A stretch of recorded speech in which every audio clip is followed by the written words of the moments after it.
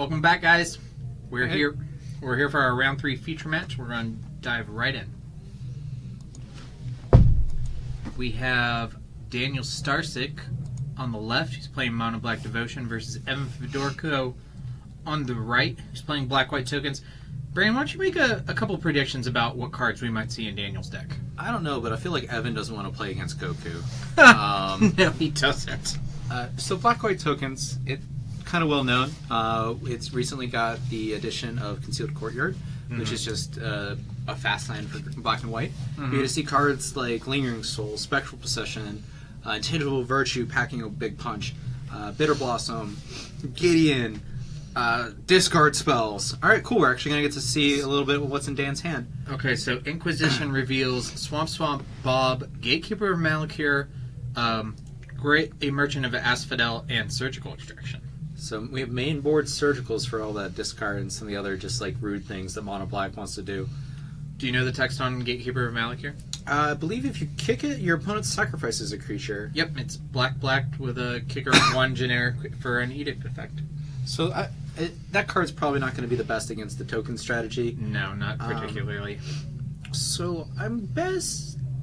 This is interesting. So if Evan has a bunch of Lingering Souls in hand and not another discard spell, maybe he takes the Surgical to prevent that. But really, since Dan's on the play here, I think you just have to be careful and just take the Dark Confidant. Yeah, the other cards really aren't that impactful for the board right now. Yeah, I think the Dark Confidant is the most powerful card outright in this hand. Well, especially, like, you can't take the Grey Merchant, so... Yeah. So, he takes a Surgical. That makes me think he, A, has something like Fatal Push or Path to Exile. Right. Or B, a bunch of Lingering Souls in his hand. Yep. Alright, so Daniel's gonna fetch an instep. Yep. Let's see here. He's gonna fan out his deck for us. Mono Black, let's see if he has a splash or anything. Right now, I just go straight for a swamp, so... No splash. The fetch lands, and I've helped Daniel with his list a little bit. The fetch lands are not just for thinning, or for making your burn opponents happy. Do they have landfall? They do facilitate a card with a landfall ability. What is that card, Ryan? It is a Bloodcast. Oh, we have Bloodcast? Oh, yeah. So we have natural ways to generate extra value off of cards like Liliana the Veil, pitch this Bloodcast, get it back the next turn right away? Mm-hmm. That's actually a really cool engine. He's just good in a Devotion deck because he's black. He's also black, so yeah he turns on... do we have Erebos? No Erebos. That was cut in the early days, I believe. Mostly the Devotion just goes to Grey Merchant. Okay. Yeah. Okay. So really, that's the Devotion side of it. It's more just a mono black value deck. So Evan has a couple of different decisions here. A lot of his powerful spells are like these 2-mana permanents, like Bitter Blossom, Tangible Virtue, and things like that. So he may have to decide to either double spell here, play like another removal spell and discard, or we're not going to fumble on lands here, are we? No, we got some planes and some Windswept Heats. So we'll see here what Evan wants to do. The more I see the Black-White Tokens deck, the more I think of it as like Black-White Jund. It really is. So we're going to main phase the push the Dark Confidant, and go ahead and just play this fetch land that's likely just going to be cracked at Daniel's next end step. Yeah, it really does play like a Jund deck, and then instead of playing these big value, extremely efficient creatures, it plays... Ooh, what are you going to surgical? Surgicaling the Fatal Push, it looks like. Yeah, I think he just wants to get us some information. Yeah, I mean, Daniel doesn't get to play a lot of Modern, so he's probably just going to use this to take a look at what's going on in his opponent's deck. Because at this point, if you don't play a lot of Modern, you may be thinking Obzon. You might be thinking Black-White Tokens. You might just... Evan hasn't really revealed a lot of inferred or implied information. Could be Esper, too, at this point. Yeah, nothing too exciting. Yeah, but now you know what's going on. So Evan reveals Ghost Quarter, Lingering Souls, Intangible Virtue, Path, Windswept Heat. I feel like Daniel's going to be wishing he had that surgical back to get this path, or this... Lingering Souls? Yeah. That's definitely the juicier target. Actually, so as this deck has evolved, it really has fewer and fewer ways to generate tokens. I think in the main deck, it's down to Lingering Souls, Spectral Procession, Bitter Blossom. That's sometimes enough. Yeah, I mean, those are your 3 most powerful. But I remember in the early days of this deck, like years ago, we were playing Raise the Alarms, yeah.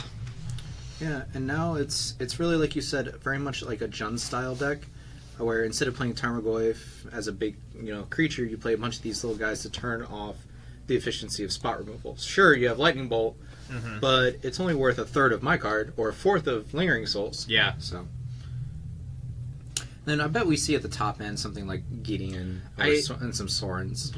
I got to look at Evan's list recently. He actually, last time we had him on camera, I mentioned that during the commentary that I wasn't completely familiar with his list. He watched that and then sent me his list. Well, that's kind of him. Evan's a nice guy. Unless he has tweaked it, which is possible because I know he likes to change it a lot. I believe the Gideons are in the sideboard. Okay. See, that's reasonable too. Leaves a few extra main board slots for removal and stuff. Okay, so here's a Gatekeeper of Malakir, which, as you said, not great against these sorts of cards, but I think you just, against the tokens deck, you need to have all the removal you can. If you have the mana to kick it, you might as well be efficient. Yeah, and it is a bear, so it does get to swing against the 1/1s. Yep. Although Evan's attackers will fly. Yeah, and he does have that intangible virtue, which is going to be a problem. I think it's unlikely that Daniel has any answers to intangible virtue in the main deck. Aside from maybe hitting some discard or some effects like that, I mean, once it's in play, he may have a real hard time even after sideboard. Black doesn't have a lot of ways without splashing a color. I don't believe Black has a single enchantment destruction spell.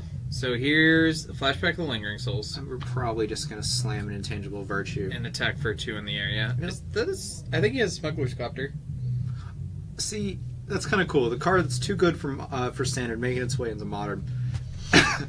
It's seen some play in some of the zoo decks, where like Big Green Stompy and some of the other decks that can take advantage of looting away extra lands. And how about this for a play? Oh no, it doesn't quite work that way. I was hoping you could loot away Rancor, but it's not quite right. No, yeah, that doesn't quite work. All right, so 2 in the air for Evan takes Daniel from 19 down to 17.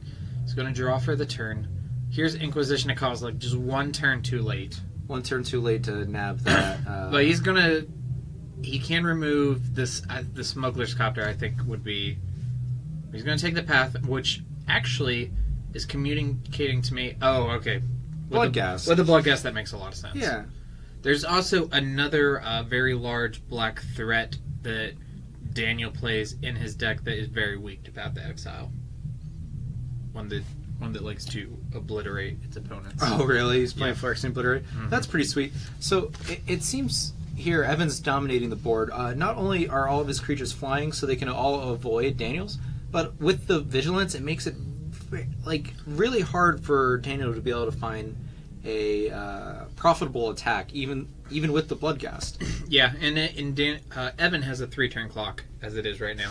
That's with casting no other spells. Let's see here. Go ahead and slam that Smuggler's Copter down. Black, another thing it's going to have a hard time with is removing artifacts. Yep. So it really does seem as though once Evan gets his permanents on the battlefield, they're free to stay. Yep. So, I'm going to... Swing for 6. I think Evan's going to tap these 2 Ghost Quarters. I think he realizes that the only thing that they're ever going to do is trigger Daniel's landfall. Yeah. So I think they're just on colorless duty at this point. You might actually see Evan trim on 1 or 2 of those. Doesn't seem like he needs. He could probably trim a land or 2 in this matchup. Yep. So Daniel's going to pass turn here. Evan's going to fetch up just real quickly a Godless Shrine. Not playing any spells here on his main phase. We know he has that Grave Merchant stranded in his hand. Yep. It just looks like Daniel's getting stuck on lands. What do you think the other... He may have drawn a 2nd copy of Grey Merchant. Or any of his other bigger Phyrexian creatures. Obliterator. I'm rooting for an Obliterator to show up. Obliterator actually... Just seems like the best card against Evan. It's got Trample. Mm-hmm. It sacks permanents. It's not good on this board, but I do think it's good against the deck. Because the great thing about Obliterator is he negates the attack step for the opponent because they can't attack into it because then they'll have to sacrifice permanents. I think it can also freely attack. Yeah, but with the clock that Evan just takes the damage from Obliterator and attacks twice in the air and he wins. Yep. So we're going to sit here and resolve the old Looter Scooter as it affectionately became to be known in Standard. Or aggressively. I don't know. Not everyone likes it. Pitching away another land and finding another looter scooter. So, what was a dire situation now seems like a hopeless situation. We got a lot of flyers, and here's the thing: the smuggler's copter is not only is it filtering Evan's hand, it's also increasing his clock. So he has all these creatures in the air, proving to be lethal for Daniel on his next turn. So we're gonna go into sideboard here. Do you know you seem to be familiar with both these players' decks? What cards do we look to see out of maybe Daniel's sideboard here? So I don't think he has a lot in the way of this matchup, although he does have Black Sun Zenith, which... Black Sun Zenith's a good card. A card like Infest or Drown in Sorrow, the new Infest with Scry 2. All seem like pretty good cards. Massacre Worm, if we're going deep. He doesn't have Massacre Worm. Demigod of Revenge is another one of the cards that he could have drawn in that spot, and it wouldn't have done much. Demigod of Revenge, if you haven't seen, has a lot of synergy with Liliana of the Veil. Oh gosh, yeah. So we're getting a look at Daniel's deck here, because he's kind of leaning forward. We see Grey Merchants, we see Blood Gas, we do see a Whip of Erebos, some Phyrexian Obliterators. Singleton, yeah. We're seeing discard spells, a few removal spells, Dark Confidants, and other stuff. So I think he wants his Duresses out of his sideboard. And Duress basically hits everything in Evan's deck. Black Sun Zenith, and then depending, like we said, the 1-for-1 removal isn't good, but depending on how many cards you board out, you might bring in the Fatal Pushes anyway. That never feels good when you don't have enough. You have so many bad cards in your main board, you have to bring in slightly worse cards. Yeah, but this has got to be like one of your bad matchups as like the black mid-range deck. So you probably don't have a lot of stuff to board in for it. I also don't like to metagame our FNMs. You just show up to play the cards that you enjoy playing. Yeah, that's a philosophy that I've adopted over the past 2 years. When I was playing a lot of competitive Modern, I tried to tune my sideboard for the players that I knew used to be there. And now I'm more in the mindset where I want to find a 75 I like and try to just have fun. Yeah. That's what FNMs are for. Saturday events that we run here, in forums and comics and games. Like last Saturday we had last Sunday actually we had Modern States. But we also run different grinder events on the weekends. And those are a different kind of mindset. You show up, it's REL, we'll have deck lists, and you metagame. You bring your best deck, the deck you're most familiar with. You bring that Tron hate. You bring that Affinity hate. You bring your chokes. Yeah, you bring your chokes. And you bring those cards to just try and get them. You just get your opponents. Get the Merfolk players with choke. Speaking of which, we do have a Proxy Legacy Grinder tomorrow. Oh, cool. So how many proxies are you allowed in this event? You are allowed as many as you would like. They do have to have the full card text. And you do have to make sure that you're in early enough to get the head judge to approve your proxies if you are using them. So, and the easiest way is just to go to something like MTG Press or Blue Bones and print off some cards there. Blue Bones, unfortunately... was it taken down? It was taken down by Mr. Wizards. Okay, well, last time we ran this event, we actually had about 25 players come out. We had a whole smattering of different decks. We had people playing their tried and true, the decks that they've had for a long time. We've had people lend out other decks as well. And we had some people show up with 75 proxies. Yep. Printed off, and they had a good time as well.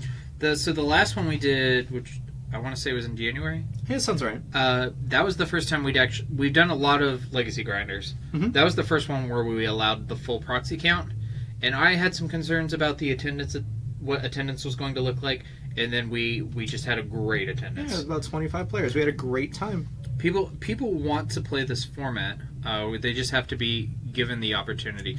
So we do have that tomorrow at noon. It's $20 to play. We do have cash prizes, and I'll mention that again at some point before the end of the night. So come out, sleeve up your Wastelands, your Force of Wills, your Reanimates, your Delvers. Matt Garrett's, you were right. You won the prediction. Gary is in the deck. Oh, yes. And Stu, Kazu is not here. He is at Grand Prix, New Jersey. Why aren't you at Grand Prix, New Jersey, Stu? Yeah, that's a good question. Actually, no, Kazu was at Jersey today. Okay. Actually, I think Kazu's on spring break. That was an assumption for me. Sure. I just figured it. If Jimmy and Wyatt and all of them are there, I would have just assumed that he was there too. Yeah, that's fair. So it looks like both players are looking at their... Oh, we're just starting off. Both players looks like they kept 7, and we're which going is to what we want to see. Well, it looks like he does have 2 whips now, and he kept that's a one. promo whip. Yeah. For a brief moment, I thought that was an Emrakul. No, yeah.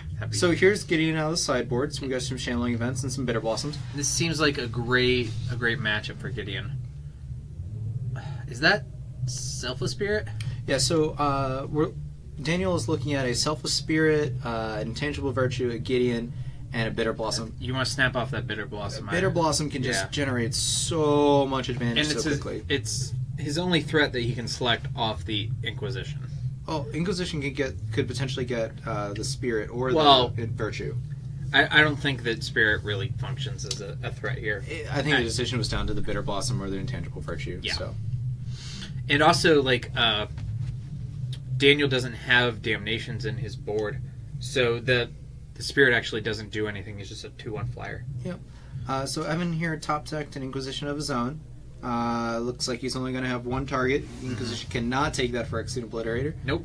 So we're going to see Daniel discarding a Geralf's Messenger.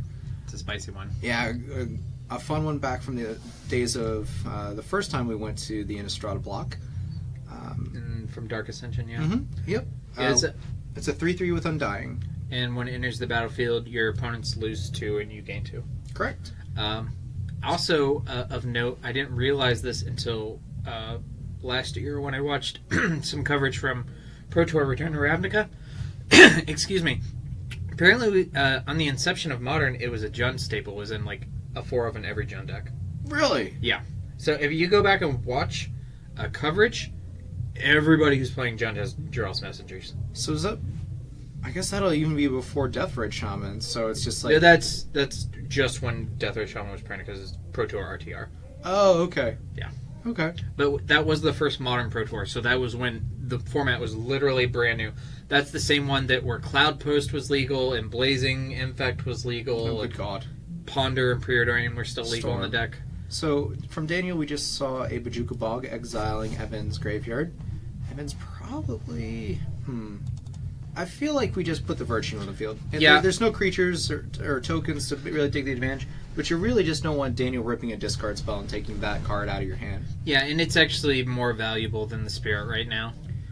Alright, so here's Phyrexian Crusader. Ryan, what does this card do? It has protection from white, protection from red, and Infect. Does it have Double Strike? Wow. Does it? I don't think so. I'm not sure.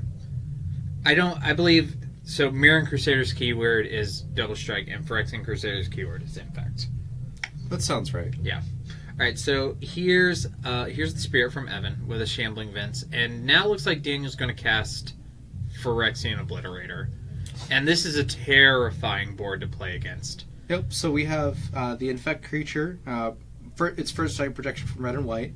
First strike, okay. Yep, doing a little damage. And then you have Obliterator just looming. So really, Evan's not going to have any profitable blocks for a while. So Evan's looking to rip a path for the Obliterator, and then just try and kill Daniel before Daniel attacks 4 more times. I guess... So you can play Gideon here, and make a token? Make a token, but that doesn't... Then you don't block. Yeah, I mean, if he swings a Gideon, Gideon was a 4-mana 3/3. Oh yeah, I guess with Intangible Virtue, yeah. Yeah. Evan's in a really rough spot here. He needs to find a path to exile soon, and then he still has to worry about racing the Crusader. Or originally, back when Phyrexian Obliterator was played in Standard, you saw a lot of dismembers being pointed at that card. Oh yeah, so for sure. There's an opportunity for Evan to maybe find a dismember. It is also pushable. Mm-hmm. So Evan has the opportunity to trigger Revolt and push the Obliterator. So we'll see what line he chooses to make here. We didn't see the Obliterator game 1, did we? No, we did not. I imagine Evan still has the pushes in his deck. I couldn't remember if we did. We did not. We did not. So Evan's going to fetch, go down to 18, grab himself a Plains. He's taken a minute to process these monstrosities he's staring against. He does have answers, but he has to draw them. Looks like Goku's been infected with Phyrexian oil here. Oh, that's terrifying. That just destroys the world, right? Like, all the worlds, like all of them. We need another Venser to purify Goku. Yeah, I'm not sure that Venser could... Purify Goku? Yeah, maybe we need, like, One Punch We need Man. the Dragon Balls. That's all it is. That's what it comes down to. Shenron actually has a limit on his power. You know, he can't just do anything. Like, he can't bring Krillin back to life for the 6th time. Alright, so here's Gideon. We see a 2/2 Night Ally. 3/3 with Vigilance. Yep. Due to the wonderful enchantment. Intangible Virtue is just another one of those cards that's on my list of, like, oh. You just don't like it? So Daniel takes 2 and goes down to 17. My first big standard season, actually my only like really big season playing standard was Scars Innistrad, and I played Humans and Pod towards the end of it, and Black-White Tokens was like my worst matchup. Hey, did you know what text isn't on Phyrexian Obliterator? Legendary. Oh yeah, you can have as many of those things as you want. Well, actually, just 4. So Daniel just served up the second one. So Black Devotion can do, this is an opportunity where if Daniel just draws a Gary, the Grey Merchant of Asphodel, Evan just might be dead. That just might be the game. Yeah, I believe Evan's at 13. He failed to move that die, but I believe he is at 13. So with a Gary right now, that'd be 8 to... It'd be 12. Plus attacks. Plus attacks. And those guys do have trample. I kind of like Daniel just not caring about the Gideon. I probably... Well, Gideon can't attack with the second... oh, gosh. With the second... Oh, wow. Okay, so the... Night Ally is a 5/5. Big, yeah, but it still can't profitably block. No. The blocking would come at the... Obliterator, is it a 4/4 or a 5/5? It's a 5/5. Okay, so Evan should be at 12. Stu, I don't have a Kazu to give you. I'm sorry. I would if I could. I just can't. Aww. Kazu with his foil company deck are probably out at a beach somewhere. He brings his company deck to the beach, right? He probably does. That seems like a poor decision. It's Kazu. Well, I don't feel bad criticizing him over bringing his modern deck to the beach. You're right. He probably takes Escape Shift instead. No, because it's downstairs right now. Oh, yeah, that's right. Rayhaw's playing Kazu's deck. So Kazu's here in spirit, lending out a couple of his decks to some players that are here this evening. Evan really just looking at this board here, trying to figure out whether or not he has any profitable attacks, or really any way to get through combat this next turn. If I'm Daniel and I have a Gary in my hand, I just pick up my cards and then accidentally drop it and show the Gary. I just put it on the battlefield and just let them know it's there. There's nothing accidental here. We serve it up. We show them what's there. I did that Wednesday night with a Maelstrom Pulse. Just sneeze and throw it up at the table. Well, my miracle. Never mind. All right, so looks like Evan is in the tank. Let me refresh the clock there, guys. For some reason, it seems to freeze up on occasion. And well, we're actually at the 26-minute mark, so... Yeah, we still have time. Yeah, I think this game's on its last legs here. Yeah. Roast beef. Is that roast beef Slim chiming in chat over there? Wyatt, what are you doing? Oh, apparently Wyatt has the foil Abzon deck, company deck. You just foiled the whole thing out this weekend? No, apparently Wyatt has Kazu's deck. Oh, Wyatt has Kazu's deck. All right, so Kazu is probably at a beach somewhere, in spirit in New Jersey, and in spirit here at the Four Horsemen. I actually didn't realize that it was spring break this week. We have a lot of students still with us here. Yeah. Even though it's spring break, because usually they're gone. Yeah, I have a couple people who just want to hang around and just take it easy and play some Magic. I mean, Zelda and Horizon Dawn may have something to do with people deciding to stay at their homes. I tell you what, if I had access to a Switch right now, I would be at home wandering the realm of Hyrule and trying to collect the Master Sword. I have proven to myself that I have an exemplary amount of self-control this week because I was able to be productive and still get some things done. Lies and slander. I have accomplished things and not been a bad dad this week, and Hyrule is still not safe. There's a lot of gameplay available there. So it looks like Evan's just going to go ahead, Make another knight ally, and just choose to attack with the Selfless Spirit.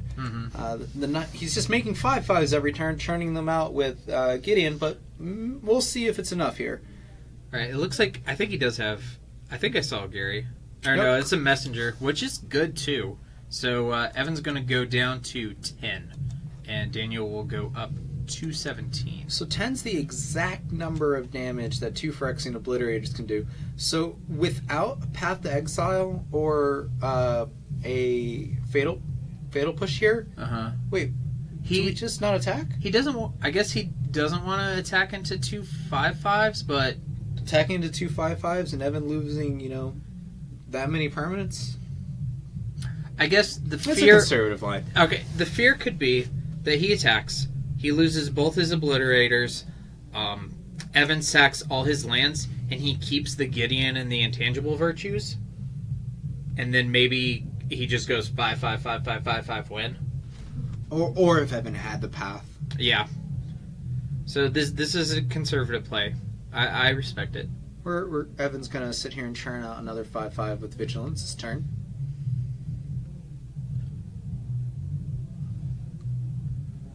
And I think we're just going to see Evan maybe attack with the Selfless Spirit and turn it back over to Daniel. He's playing Black-White Delver. Just sending that flyer in every turn. Locking down all the other resources. Just keep going with the flyer. Right. From 15 down to 13? I feel like he should have been at 17 from the Giraffe's Messenger. Giraffe's Messenger doesn't gain life. Oh, I'm sorry. Is it It's just a loss of... It's just a drain.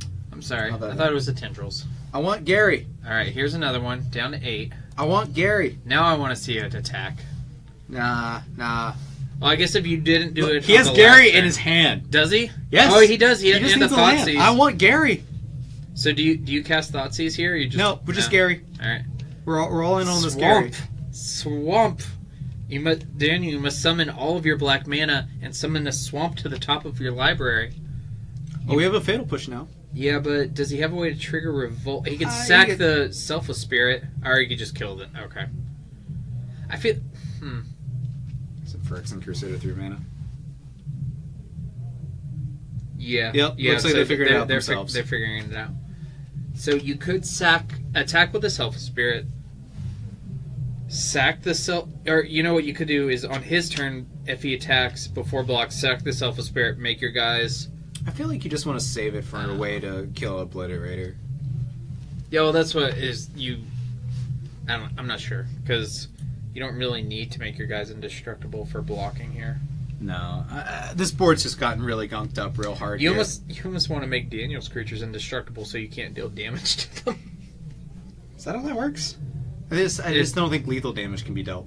But I mean, in terms of Phyrexian ability. So, Evan's sitting here pondering what he can do, and if he has any profitable attacks here left. Matthew Garrett's, I'm playing it on the Wii U. I would like to own a Switch, but there's not currently enough titles that are coming out for me to spend the money on a new console when I already own a Wii U. I'd like to see myself buying a Switch at some point in the future. Yeah. If they ever come out with Animal Crossing. Animal Crossing and I had one crazy summer, and then we're kind of like the Notebook of video game relationships. Maybe in 40 years we'll come back to each other, but not right now. So while Evan sits here and thinks, "Oh, we're going to see a servant and attack with the Selfless Spirit," down to 11. What kind of you don't get to play Magic that often at FNM at least, Ryan, since you're running them that all the time. What kind of deck would you like to bring to an FNM here? A modern FNM? Yeah, a modern FNM. So generally in modern, so just in Magic in general, my two preferred archetypes are creature toolbox decks, be they control, prisoner, combo, or mid-range. Just I like creature toolbox decks, and I also like grindy mid-range control decks. Mm-hmm. So in modern, if you had to put me on a couple things, it'd be like the Cord Company decks, or like the Obzon Jund Black-Green X decks. I've tried. So the last time I played Jund.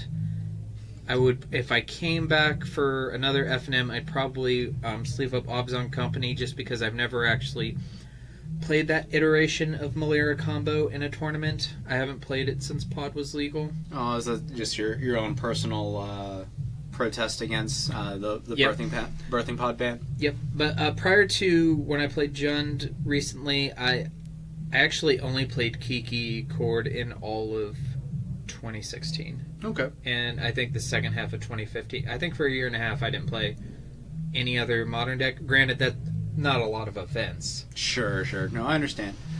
The company and all the other core decks end up being a whole lot of fun to play. A lot of mind games and choices you can make.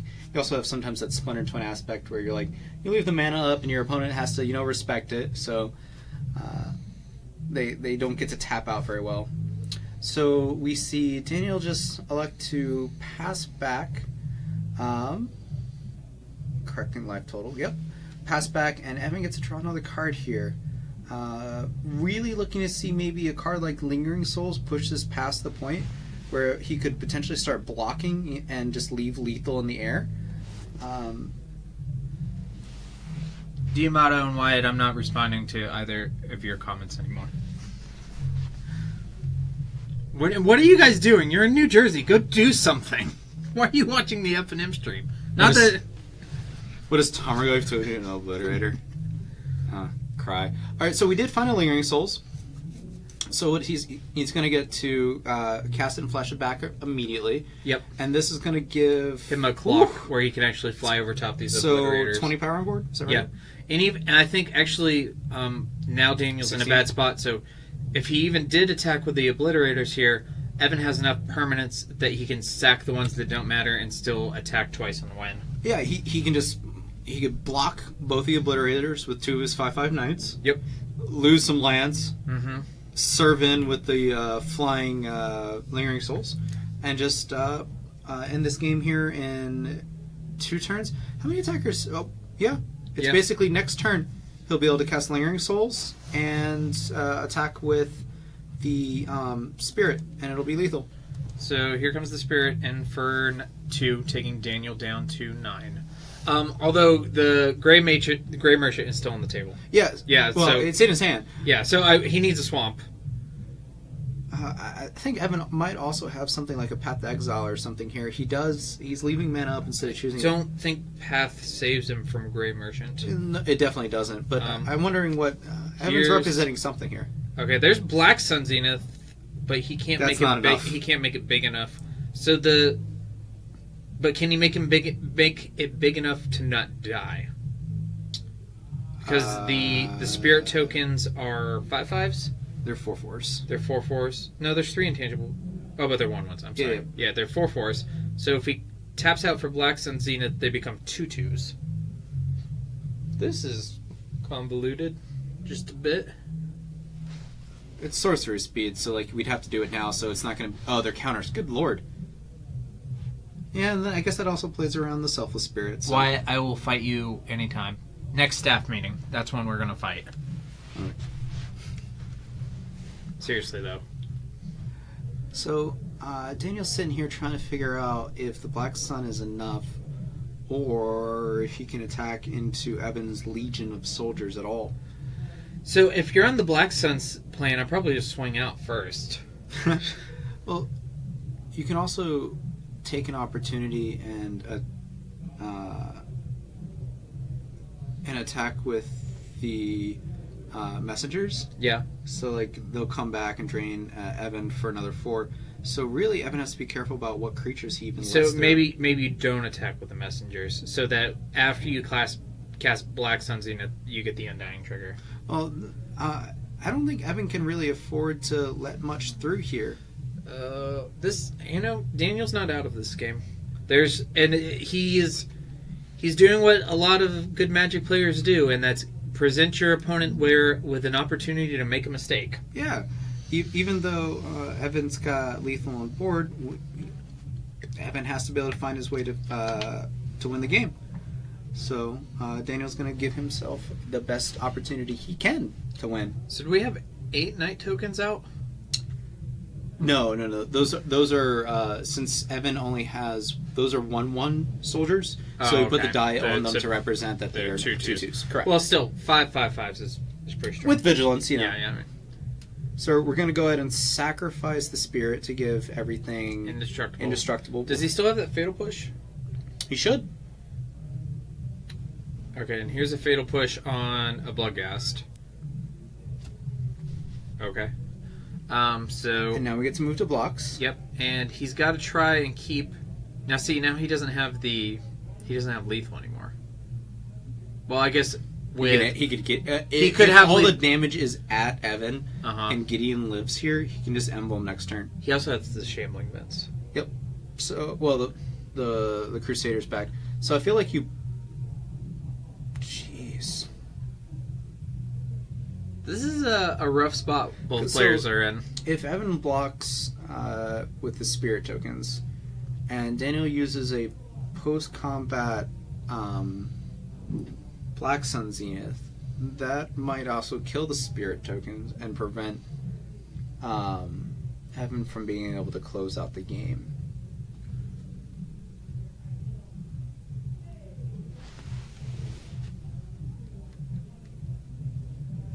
Wyatt, I don't even know what that means.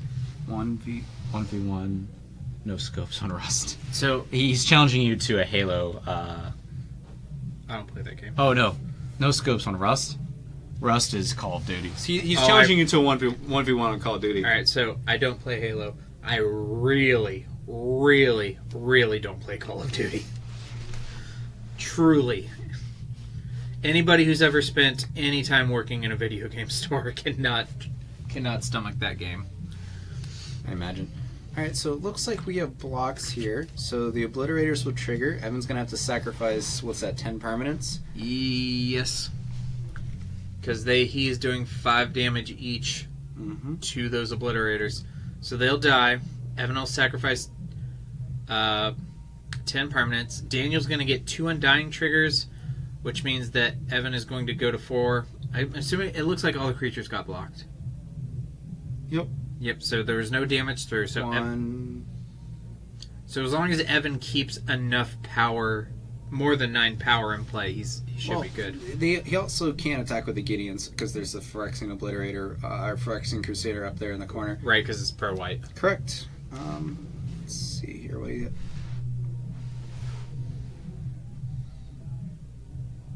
So the No, Matt, I do not know if he's ever considered Treacherous Pit Dweller, but I will suggest it to Treacherous Pit I will Dweller. suggest it to him for you. Why don't you show us, bring up on the screen for those who don't know what Treacherous Pit Dweller is? I will do that because I actually don't know. So it looks like Evan was able to leave enough permanents on the battlefield to maybe present lethal here. So we have 4. All he has to do here is for Daniel not to have an instant speed removal spell, to emblem his Gideon and attack for 5 in the air. Or 10 in the air, 5 each in the air. For the Lingering Souls tokens. Apparently I don't know how to spell treacherous. Oh, okay. Now I do. Good job, me. Oh, okay, yes, I do know this card because I remember people trying to play with Torpor Orb in Standard. Oh, is this... Yeah. Alright, here we go. That is not it, but I can fix it. Hi, guys. There it is. There's a Treacherous Pit Dweller. It is black for a 4/3 with a big old drawback. When it enters the battlefield from graveyard, target opponent gains control of it. So it's real big for me, but when it comes back, it's even bigger for my opponent. That's a fun card to try and play around. I remember the first time I saw somebody playing it with Torpor Orb, and I'm like, duh! Okay. So, we're going to attacks with... Nope, we're just going to plus Gideon and pass turn here. Oh, that's all I there's did? Gary. And here's Gary. And 2, 4, 5, lethal.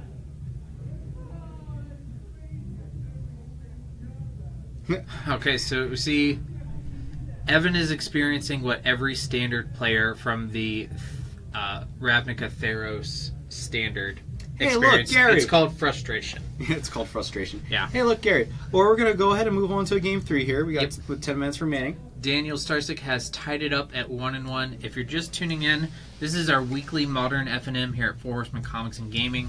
We're located in the Morgantown Mall, Morgantown, West Virginia. I'm Ryan O'Loughlin. Here with me is Brian Huffman. And thanks for joining us. Brian is going to step downstairs and inform the players that they have about 10 minutes left on their clock. That was we've had a fairly interactive 2 games so far. I'm looking forward to an interactive game 3. Let me update the records for you guys. Now that both players have a better idea, or now that Evan has a better idea of what his opponent's doing, he's going to take an opportunity to sideboard here. See, Evan has 7th edition duresses. Brian, what's your duress of preference? There is a new border duress with a flavor text, and if Jeff Keener, if you're out there watching, flavor text is always important. Oh, I gotta give you and mine chances. is from Liliana Vess. So I just have a bunch of, I think it's like M14. It's nothing special, but I just like the flavor text on it. I like the Dragons of Tarkir ones. Oh, the one where Kolaghan's Kolaghan's screaming at Zergo? Yeah. Yeah.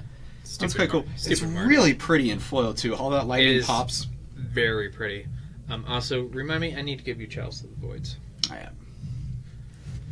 So our players are just taking an extra minute to make sure they sideboarded it correctly. Evan has a much better idea of what Daniel is playing now. That Daniel got a little bit run over in game 1. Now Evan's gotten to see more of the cards in his deck. We'll see if we go Gary again. Gary's a little bit of a frustrating Magic card to play against. It's like Bonfire of the Damned, just trying to make top decks matter and feel like really cool and Now, see, important, like- but things you just can't play around. I thought Bonfire was just funny though. I lost to that card a lot, but I never really got just mad. lost in like a very big winning position, and all of a sudden they're just like, and turn them all sideways. So Game? Avacyn Restored pre-release. It was game 3. My opponent was at 5. This is oddly specific, Ryan. Yeah, I remember this because this was like one of my favorite Magic moments. Avacyn Restored pre-release, game 3. My opponent is at 5. They have 1,000,000 cards in hand. They have 1,000,000 creatures. I'm dead on board at their next attack. They have every reason. They have outplayed me. They have a better deck. They should win this game. They attack, bring me to lethal on their next turn. They pass turn. I Miracle Thunderous Wrath and kill them and win the match. How much were they at? They Ryan? were 5. They were 5. So that's why Miracle cards are funny. This brought to Except you for by, Terminus. This brought That card to you is by the devil. Miracles, the greatest proponent of Miracles mechanic in all of Magic, Except for featuring Terminus. Except for Terminus. The one that's played. Except for the one that's played.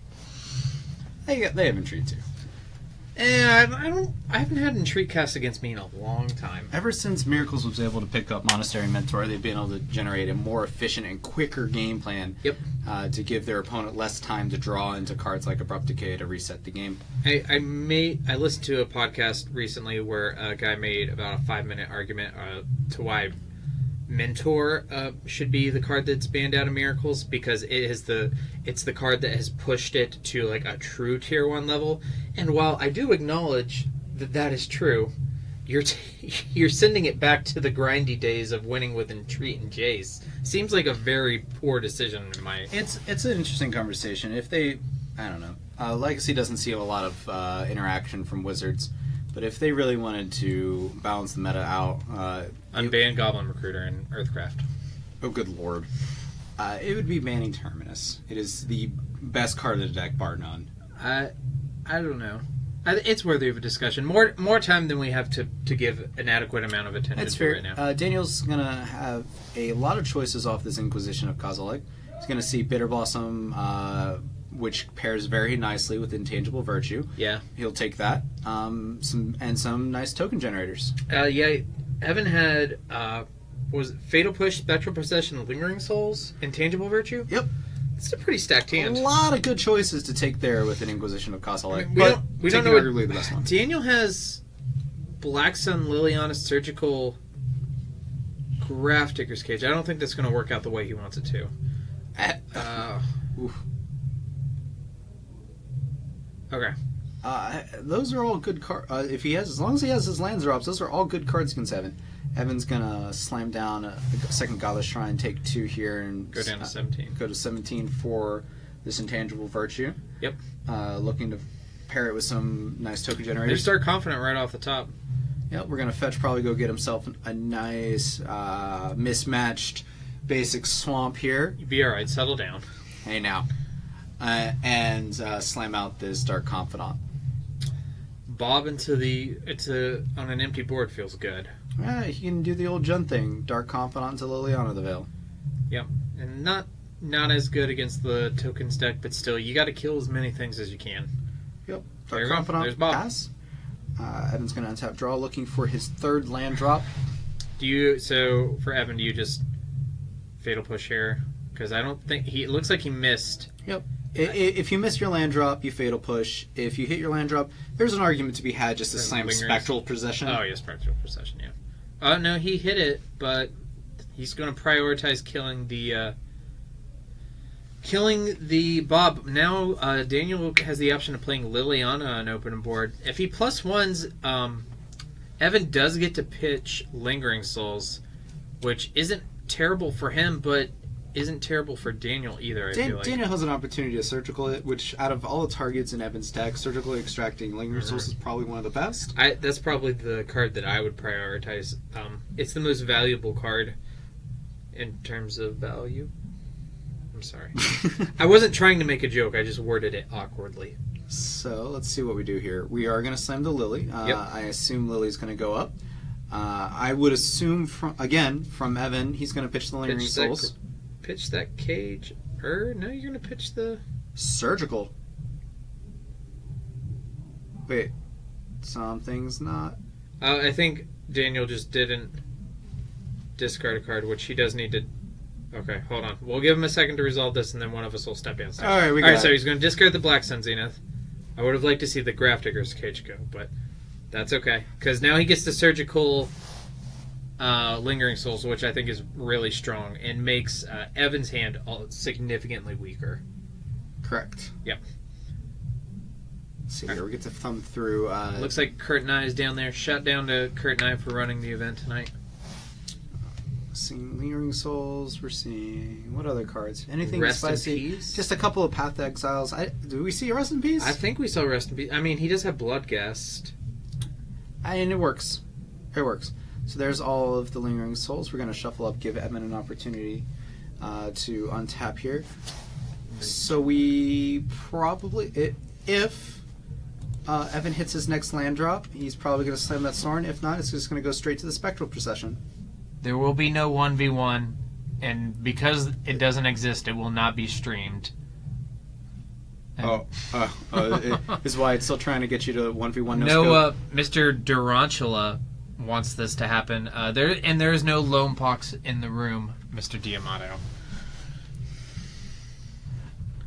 Alright, so Evan hit his next land drop, so he has the opportunity to slam Spectral Possession or Sorin. So he's going to elect to cast the Spectral Procession, giving him a bunch of Vigilance Flyers. Matthew, Daniel was able to win Game 2 off the back of a Grey Merchant of Asphodel. So Daniel untaps and plays a Swamp from a set that I'm unsure about. Kicks a Gatekeeper Malakir. Casts a Grafdigger's Cage, and we'll see what he chooses to do with that Liliana. Liliana ticks up, making Evan discard the Sorin. Evan's going to end step fetch here. So I'd like to see Evan rip a really strong Planeswalker here. He's going to have the opportunity to go ahead and knock Liliana the Veil at least down to 1 counter with his 2 flying 2/2 Vigilance Spirits. So what's going on here? It's just a couple things real quick. Gatekeeper Malakir was kicked. Liliana was ticked up, causing Evan to discard the Sorin. We're going to untap draw. What do we got here, Evan? Another strong permanent that stays on the battlefield and isn't subject. All right, so we got Auric Champion. Yep. Pro red, pro black, and it's a Soul Sifter, right? Yep. It pairs very well with all of these token generators, and pairs extremely well with Bitter Blossom. Yes, it does. Yeah, so yes, it does. Like earlier tonight, we talked about how every deck just kind of has its easy mode win. Yep. One of the ways black-white tokens can assemble that is like to cast a Bitter Blossom, an Intangible Virtue, an Auric Champion, and then like slam a Planeswalker. Yeah. Like basically, you're gaining life each turn. You're generating card advantage every turn. All your flyers can attack, and all of these things become very difficult to remove unless you have a very powerful board wipe. So, Liliana's at 6, but it doesn't look like Daniel's going to be able to ultimate her. No, if you're Evan, you send at least one token here. Just to prevent that from happening. Yeah. Yeah. Yep. I think I like one at her and then one at Daniel. Or actually, if you send both at her, then you have the opportunity to maybe kill her on your next turn. Both players are top decking, and you're generating a lot of tokens, so Liliana may or may not be very good. You can just elect to send them all at Daniel, because it is a very short turn clock. Mm-hmm. So it looks as though Evan elected to attack Daniel, and then slams Bitter Blossom. So, like we were talking about, this is one of those situations. So Liliana doesn't actually work very well against a stream of tokens. So we're going to cast Bojuka Bog and exile Evan's graveyard, and ultimately, now there are some. This is where we talked about earlier, where you're going to give Evan an opportunity to make a mistake. We're going to try and select the piles to. The tricky thing about her ability though is you also have the ability to make a mistake by making the piles incorrect. Yeah, it's very difficult to making resolve. Liliana piles is hard. It can be.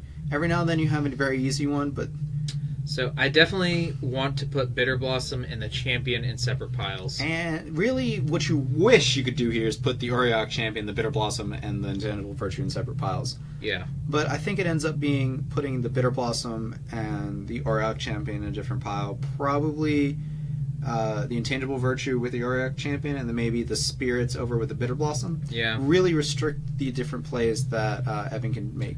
He seems to have channeled his inner Brian Huffman, and Hey, look, it's almost what I said. yeah, exactly.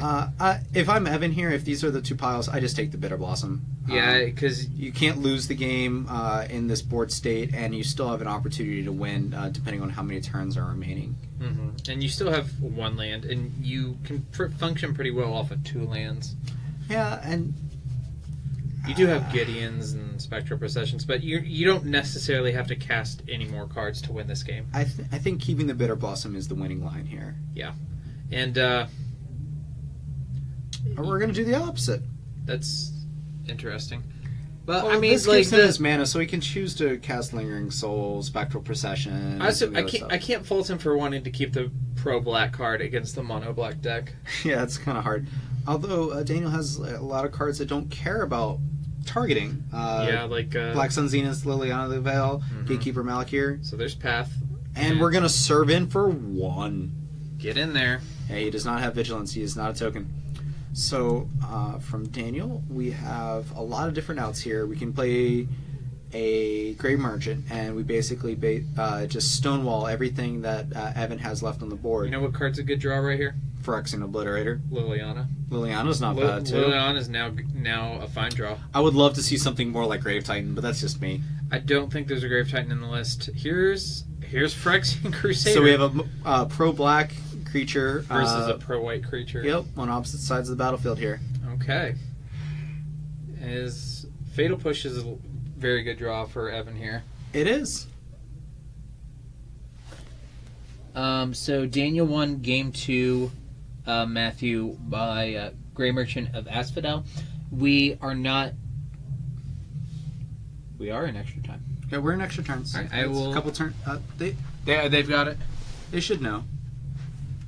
Do you want to go confirm and make sure that they do know that they're in extra time? Yeah. So we have a game clock downstairs that is reflective of the rest of the tournament. We generally give our players some extra time at the feature match table because it kind of skews against those. And it does look as though we are on turn 2. And now turn 3. Evan has... Oh, goodness. We're going to go ahead and let Ryan and Kurt resolve that and figure out what turn we are actually on. I think we should be close to wrapping this game up here. Evan goes ahead and passes the turn over to Daniel. Daniel's just looking to just try and draw this game out. He's tapping a lot of mana. There's a Gary. And what's devotion? 1, 2, 3, 6? 4, 5, 6. Okay. 5 total swing of 6 points. Is that die supposed to represent what turn they're on? Daniel's turn 1. Okay. They did not. They missed it. So I just went ahead and called time, and Daniel will be turns 1, 3, and 5. Okay. And that little die in the middle is going to represent our turn counter. Yep. So we're going to untap and draw from Evan, hoping to find something like a Sorin or a Bitter Blossom or a way to just generate a lot of tokens here. Yeah, it looks like he just has to pass back. Which does give... So Ooh. this game swung very quickly. Now, one of the things about the Crusader down there, it only deals infect damage, so that's not going to really generate a lot of lethal. So, Yeah, but since Daniel's going to get one last turn, right? Yeah, he gets another attack step, and Evan doesn't have any hasty creatures, so there's no real reason to not attack. Yep. Evan's down to 4, and I'm not sure what Evan is drawing for here. I don't think he has any board wipes. And he's also, if he did have Wrath of God, he's missing a land drop to cast it. So it looks as though Daniel Starsick is going to eke out a win here. Yeah, on turn 5. Team Goku vanquishing Evan over here. Well, if Daniel is from the Turtle School, then Evan must be from the Crane School. It's throwing back some old school Dragon Ball knowledge out there. So that's going to wrap up this round here at Four Horsemen Comics and Gaming. We are going to take a short break here, and then we are going to go find you guys a fourth and final match for the evening. Yep, and we'll be back soon. That clock timer did expire, so the main tournament should have been waiting on us. We'll be right back. Thank you very much.